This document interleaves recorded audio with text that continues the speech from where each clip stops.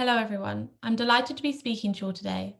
My name is Emma Wilkinson and I'm the coordinator of the Arctic Angels network of leading women climate activists empowered by global choices.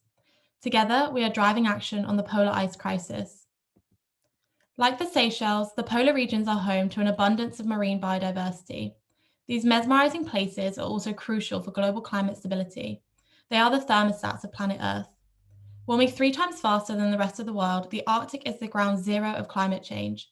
The Arctic sea ice is essential to keeping the planet cool and is rapidly deteriorating. As we lose ice, less heat is reflected and the oceans warm, and more ice is again lost.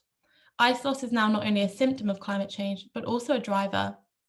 Worldwide, the loss of this global commons will have exponential impacts, from biodiversity loss to food insecurity. As we heard at the Nobel Prize Summit 2021, it will be the world's poorest communities and Indigenous people who will suffer most from the impacts. The climate crisis and degradation of our global commons will exacerbate inequality. In short, to protect the Arctic sea ice is to protect humanity. The sea ice of the Central Arctic Ocean is a high seas global commons. We all have ownership of this area beyond national jurisdiction. As the region transforms, it is increasingly under threat from human activity, such as oil and gas drilling and deep seabed mining.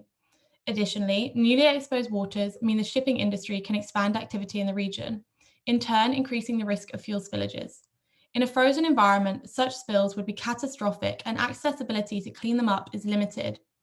Furthermore, the use of heavy fuel oil by ships and the release of black carbon particles, which contribute to global warming and reduce the reflectivity of the ice they land on, remain an issue. Norway is showing leadership on this and has extended an existing heavy fuel oil ban in waters surrounding Svalbard. Moving forward, we need global frameworks to address these issues and raise ambition. Protection of the Central Arctic Ocean high seas through the BBNJ Treaty is pragmatic and an endeavour that prioritises a safe and livable future for all next generations. There is no time to waste as we push at planetary boundaries and the loss of the polar ice is approaching and passing tipping points.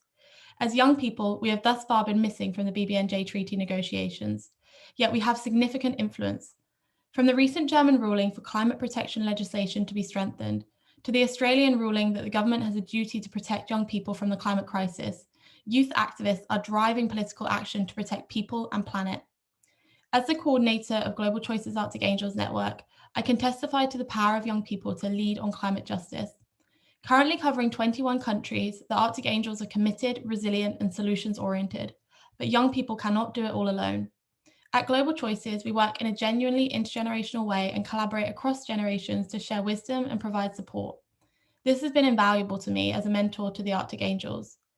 To achieve a fit-for-purpose treaty to align governing bodies for the protection of the high seas, we must work as an intergenerational collective and model the governance we wish to see. So what can we as young people do to advance the protection of our high seas? We can understand this ocean and marine biodiversity as a global commons, take ownership for it and act as global citizens to prioritize its health and protection.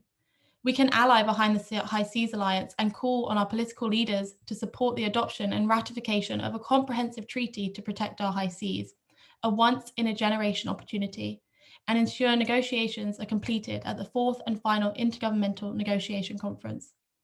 We can collaborate and empower one another through initiatives such as our Arctic Angels network. If you would like to get involved in Arctic Angels, visit globalchoices.org where you can find further information and my contact details. Currently, only 1% of the high seas is highly and fully protected. We can and must do better together. Thank you.